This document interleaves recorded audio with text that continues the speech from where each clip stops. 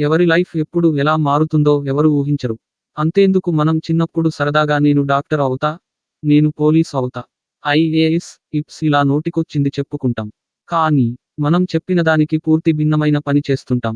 చాలా మంది ఇలానే ఒకదాని కోసం కలలు కని మరొక పని చేస్తుంటారు. ఈ ఫోటోలో కనిపిస్తున్న చిన్నారి కూడా ఒకప్పుడు డాక్టర్ అవ్వాలని కలలు కనింది.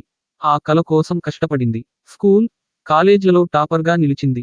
కట్ చేస్తే కష్టపడి చదివి ఎంబీబీఎస్ పట్టా కూడా తీసుకుంది. కానీ డాక్టర్ కాకుండా యాక్టర్ అయింది.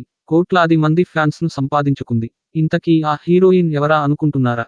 ఆమె మరెవరో కాదు సాయి పల్లవి. అసలు సాయి పల్లవి క్రేజ్ గురించి ఎంత చెప్పుకున్నా తక్కువే.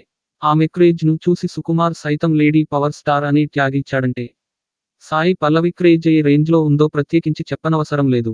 అప్పటి తరానికి సావిత్రి, ఆ తర్వాత సౌందర్య ఏ రేంజ్లో తెలుగు ఆడియన్స్లో క్రేజ్ తెచ్చుకున్నారో ఇప్పుడు సాయి పల్లవి కూడా అదే రేంజ్లో పాపులారిటీ సంపాదించుకుంది.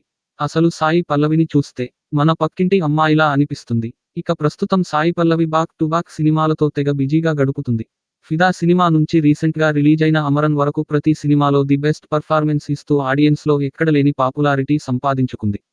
ఇక ప్రస్తుతం Sai Pallavi back to back సినిమాలతో ఫుల్ బిజీగా గడుపుతుంది.